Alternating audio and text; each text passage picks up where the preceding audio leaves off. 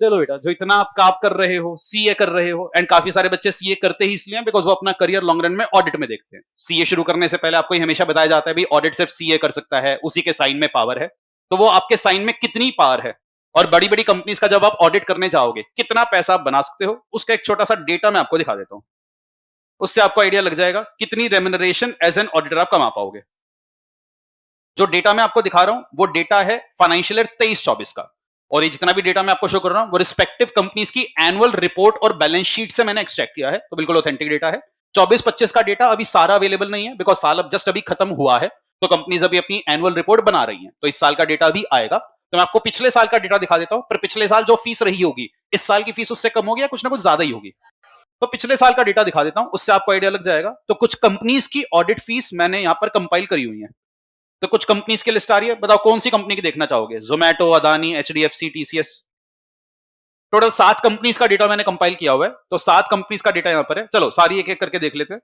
सबसे पहले बात कर लेते हैं जी जोमैटो की। अब कंपनी का नाम चेंज होकर एटर्नल हो चुका है, तो एटर्नल लिमिटेड कितना तुक्का मारो पे कर देते होंगे अपने ऑडिटर को? रीजनेबल होकर बोलना कि ऑडिटर आ रहा है, ऑडिटर क्या इस कंपनी के खाते बना रहा है या बस खाते चेक करके अपना ओपिनियन दे रहा है? सिर्फ जी चेक करके ओपिनियन दे रहा है, खाते सही से बने या नहीं। मतलब हम खाते भी नहीं बना रहे, हम सिर्फ चेक कर रहे हैं कि जी ये सही से बने या नहीं, और अपनी रिपोर्ट साइन करके दे रहे हैं। तो ये साइन करने का हमें कितना पैसा मिल रहा होगा, चलो देख लेते हैं।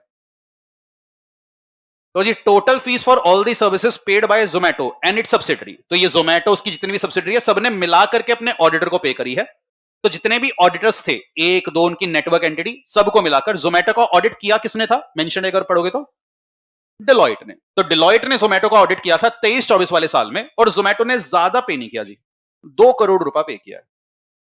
तो 2 CR, this is what the amount Zomato has paid to Deloitte. तो जी एक ऑडिटर का आपको 2 करोड़ रुपए यहां से मिला है।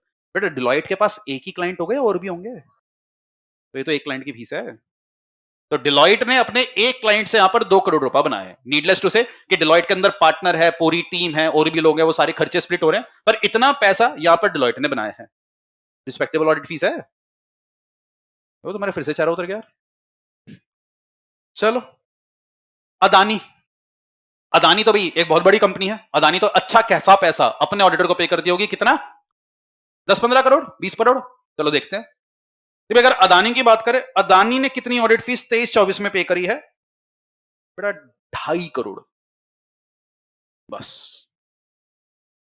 तो जो अदानी है वो अपने ऑडिटर को पे कर रहे हैं मात्र 2.5 करोड़ रुपए की ऑडिट फीस।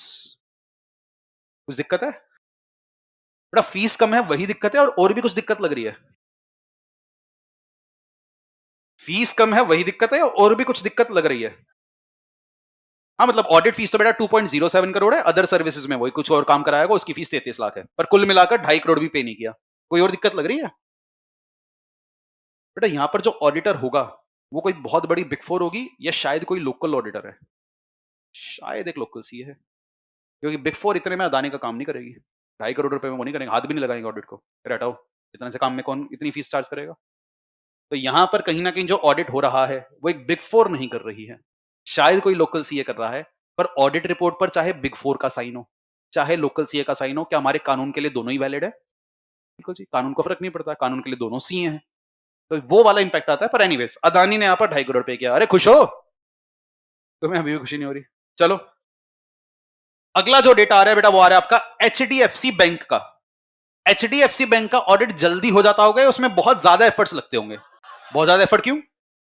कितनी सारी ब्रांचेस हैं उसकी, सोचो। मतलब पैन इंडिया कितनी ब्रांचेस एचडीएफसी की होंगी जिनको आपको ऑडिट करना है। तो सारी ब्रांच का ऑडिट होगा, बैंक का ऑडिट होगा, तब जाकर फाइनेंशियल पर रिपोर्ट बनकर आएगी। तो एचडीएफसी बैंक ने अपने joint statutory auditor, joint statutory auditor मतलब यहां एक ऑडिटर होगा या एक से ज्यादा, इसको लगा रहा था एक ऑडिटर काम नहीं संभाल पाएगा, तो इसने मल्टीपल ऑडिटर्स को अपॉइंट किया था, और सबको मिलाकर ज्यादा नहीं, कितनी ऑडिट फीस पे करी है? 16 करोड़ की। तो 16 CR, that's the audit fees what HDFC has paid to its auditor for 1 year। ये 1 साल की फीस है, ध्यान रखना, मल्टीपल ईयर्स की फीस की बात है। 1 साल की फीस है 16 करोड़। अब तो खुश हो? अरे तो बहुत हो गया यार। और उसमें लिखा था सॉरी एक्सक्लूडिंग टैक्सेस, जीएसटी अलग से होगा, 18% का जीएसटी अलग से लग जाएगा। चलो अभी भी खुश नहीं है। चलो टीसीएस का भी एक डेटा आ रहा है। टीसीएस का ऑडिट किया है, यहां पर लिखा हुआ है बीएसआर एंड कंपनी एलएलपी। ये नाम शायद आपने ना सुना हो, पर आपने नाम सुन रखा होगा केपीएमजी। तो बीएसआर केपीएमजी की ही नेटवर्क एंटिटी है। तो केपीएमजी को टीसीएस ने कितना पे किया है एक बार देखना, 17 करोड़। तो 17 करोड़ की ऑडिट फीस इन्होंने पे करी है फॉर 1 फाइनेंशियल ईयर। तो 17 CR, that's the amount of audit fees. बस अब तो ठीक है, 17 करोड़ तो चलो एक और कंपनी आ रही है, भारती एयरटेल। भारती एयरटेल ने कितना पे किया एक बार देख लो, खुद से कैलकुलेट कर लो।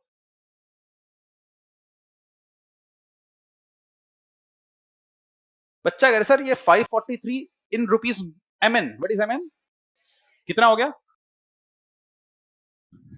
मतलब फीस तुम्हें चार्ज करनी है पर तुम ये नहीं बता रहे हो कितना गया। तो 543 मिलियन कितना हो गया? कितना? 7 करोड़? अच्छा लास्ट वाला बता रहे हो 731। अच्छा 731 मिलियन कितना हो गया? 73 करोड़ या 7 करोड़? ओ मेरे ऑडिटर साहब, ओहो, बच्चा क्या सर एक आध जीरो से क्या ही फर्क है, ऊपर नीचे कर लेते, कोई नहीं। 7 करोड़, 70 करोड़। अच्छा 1 मिलियन में कितने जीरो आते हैं? तो जरा मिलियन और बिलियन का कॉन्सेप्ट चलता है, आगे से कभी कंफ्यूज मत होना। कैसे चलता है हमारे तो देश में जो कॉन्सेप्ट है बेटा, हम जनरली कॉमा कब लगाते हैं? 2 के बाद जनरली। तो अगर 1 लाख है तो इस टाइप से, 1 करोड़ है तो 2 के बाद कॉमा। पर जो यूएस में सिस्टम फॉलो होता है वहां मिलियन और बिलियन चलते हैं, वहां कॉमा लगता है 3-3 जीरो के बाद। तो जब हम 1 मिलियन की बात करते हैं वो 1 मिलियन को इस तरीके से लिखते हैं। और इस तरीके से मतलब ये इंडियन टर्म्स में अगर बोला जाए तो अगर 6 जीरो हैं कितने लाख हो गए? और बिलियन अगर करेंगे तो बेटा बिलियन के अंदर क्या 3 जीरो और ऐड हो जाती होंगी?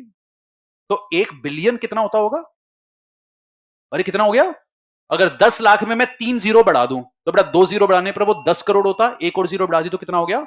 100 करोड़। तो हमेशा ध्यान रखना 1 मिलियन आपका 10 लाख होता है, 1 बिलियन आपका 100 करोड़ होता है। तो अगर हम यहां पर बात करें कितना पे किया गया था? 731 मिलियन। अब बता दो 73 करोड़। तो एयरटेल ने अपने ऑर्डर को बेटा 73 करोड़ रुपया पे किया है सिर्फ ये चीज चेक करने की कि मेरे खाते सही बने हैं यानी कि आओ और ये चेक कर कर बता दो खाते ठीक है नहीं और अपनी रिपोर्ट दे दो।